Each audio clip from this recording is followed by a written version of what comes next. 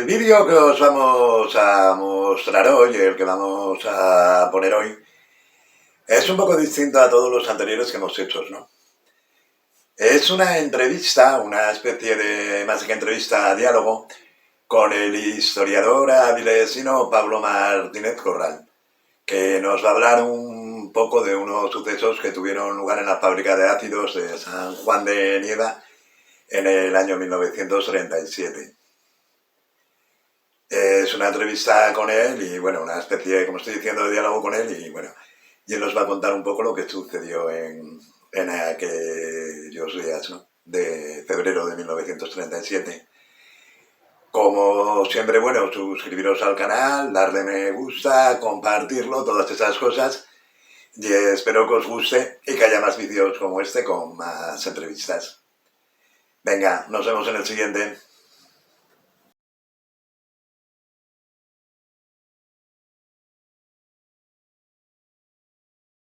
El invitado es Pablo Martínez Corral, profesor de historia en secundaria, historiador, autor de los libros Memoria en la Quinta Pedregal, Castrillón y la Guerra Civil, etcétera, ¿no?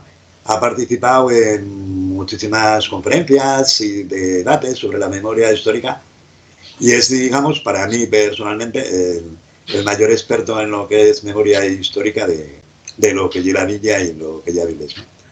Y una de las cosas que queríamos plantearle, porque ya sabes que los vídeos son rápidos y suele acabar rápido, acordaros, sí, eso siempre lo digo, de suscribiros y darle me gusta y todas estas cosas para que el canal crezca, ¿no? Pero bueno, quitando los rollos esos, y una de las cosas que le quería plantear a Pablo, que nos contara un poco, y que cuando uno mira la historia del siglo XX en España, ¿no?, en Asturias y lo que ya vives, es tampoco la represión, ¿no? Al acabar la guerra civil, al entrar los fascistas en Avilés, pues después de tenerla tomada, hubo una represión, ¿no? Ya me hay un caso que lo había leído en la Nueva España ya hace tiempo, un artículo, creo que era de Licha Campo, que se llamaba El turno de la muerte, que era sobre un asesinato, una matanza, no sé el nombre cómo llamarlo, que sucedió en la fábrica de ácidos de San Juan de Nieva, ¿no? Entonces, bueno, queríamos un poco de que Pablo que nos contara un poco lo que sucedió allí, ¿no? Entonces, bueno, Pablo, déjate un poco que nos cuentes un poco lo que hubo allí. Bueno, el tema de la fábrica de ácidos es un tema muy interesante que está dentro de los episodios, yo creo que, de la represión en Asturias. Es un caso bastante curioso en el sentido de que tenemos por lo menos unas 20 víctimas que acaban fusiladas, se supone que en la playa de Verdicio. Y todo empieza porque la fábrica de ácidos es un lugar donde la militancia del Partido Comunista es muy, muy alta en comparación con otros puntos, otros centros de trabajo, donde están dos líderes del Partido Comunista avilesino, que son Emeterio García y Bautista el Rosón. Y en febrero de 1937, a principios de febrero del 37, hay una alerta de que están allí encerrados o que están allí escondidos, y un par de falangistas con unos guardias civiles sostienen un tiroteo con ellos y bueno, a partir de ahí lo que va a pasar es que se desata lo que es la tragedia, ¿no? Una tragedia además que todavía hoy tiene sus consecuencias porque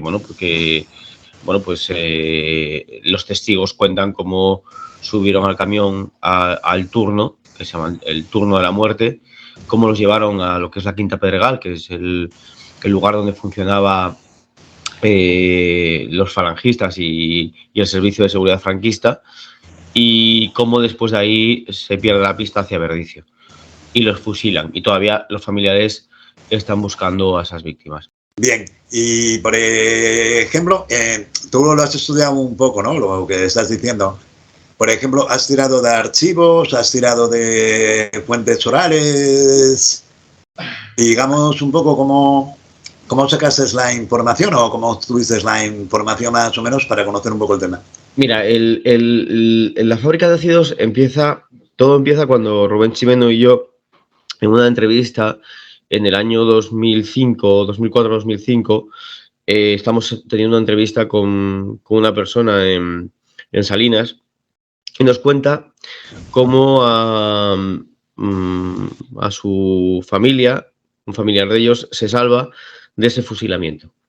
Es decir, bueno, nos cuenta un poco qué había pasado. Hablamos con este señor se dejó entrevistar, no nos dio el nombre, tenía miedo todavía, y nos cuenta que la noche del 3 de febrero su padre se libra del fusilamiento.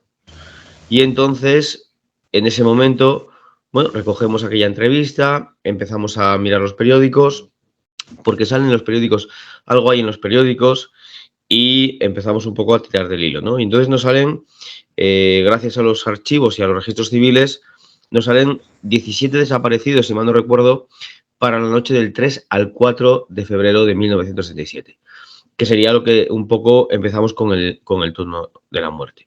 Es decir, esos primeros estudios sobre quién muere ahí, ¿no? Luego, a través de los años, con varios testimonios, una, pues por ejemplo, es Ángeles y otra es María Ángeles Obies, nos empiezan a relatar un poco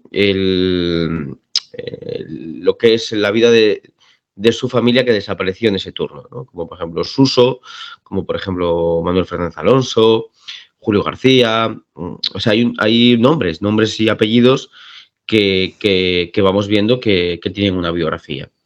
Y todo apunta a esa desaparición esa noche. A partir de ahí empezamos a estudiar también los archivos y otras fuentes, por ejemplo en Ferrol, donde nos aporta documentación sobre Emeterio García, que es el líder del Partido Comunista en Avilés. Emeterio García, además, es un hombre que ha participado activamente en el sindicalismo desde los años 20 y sobre todo en los años 30, en el Partido Comunista, con el Sindicato Único, donde, por cierto, la fábrica de ácidos mantiene una huelga a principios de los años 30 por la subida de 1 peseta en el salario. Una huelga, además, muy enconada, una huelga, bueno, no solo de tintes laborales, sino también muy política, donde el Partido Comunista intenta también tener influencia, ¿no?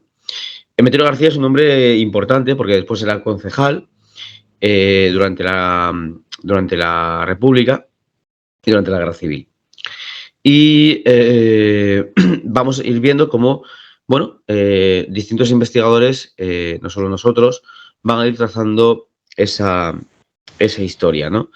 Eso nos va a dar un poco el detalle de lo que está pasando. Y luego, una investigadora de la Facultad de Oviedo, que es Irene, que bueno, es una gran investigadora, que es una tía que además yo creo que es, bueno, pues Irene Díaz, perdón, es una de las mujeres que sacó también esta historia, que nos ayudó a entender esta historia, gracias al archivo de la Real Compañía de Minas, logra las fichas y logra el relato que hace la fábrica de los desaparecidos, ¿no?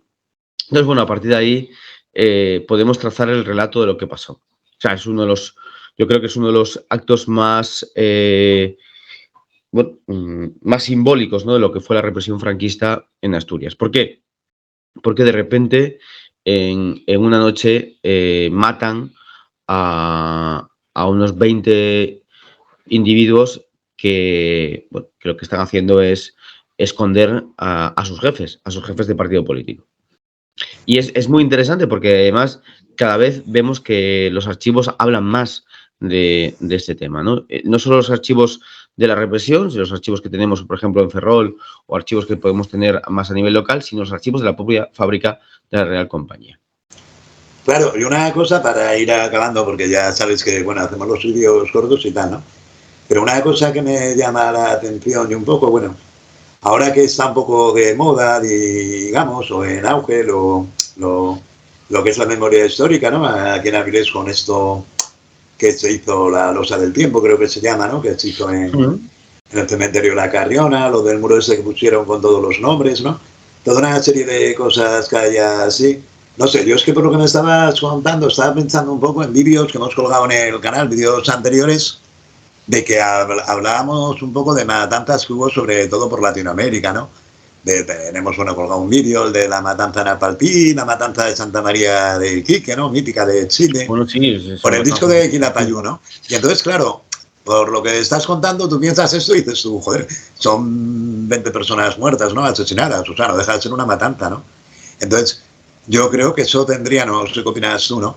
Que tendría que tener, digamos, un matiz especial o una dedicación especial por parte de la memoria, ¿no? ¿Entiendes lo que te quiero decir, no? Porque a mí me parece uno de los casos más graves que han sucedido en Avilés. Claro. Yo, Carlos, creo que es un caso que, bueno, que se está estudiando, que yo creo que el caso podrá acabar cuando encontremos verdaderamente dónde está la fosa común, que es en Verdicio. Y sobre todo que en Avilés se reconozca lo que pasó. Es verdad que en Avilés, bueno, hay mucha gente que es reacia y mucha gente, pues bueno, pues hablo pues de esta gente carca, ¿no? Que piensa que no hay que estudiar estas cosas, pero verdaderamente el estudio de la guerra civil y de la represión, no solo franquista, sino de la violencia política en Avilés, nos da muchas pistas de lo que estaba pasando en el siglo XX en la comarca. Y es verdad que hay que entrar al trapo, o sea, aquellos historiadores que no quieran ver verdaderamente la conflictividad política y social que vivió Avilés en los años 30, no podrán entender esa violencia, tanto la violencia por parte de los republicanos, que no hay que olvidar que en Avilés hay más de 70 muertos por parte de los republicanos y los más de 169 desaparecidos y 400 fusilados en Avilés y en la comarca, que la comarca sube mucho las cifras.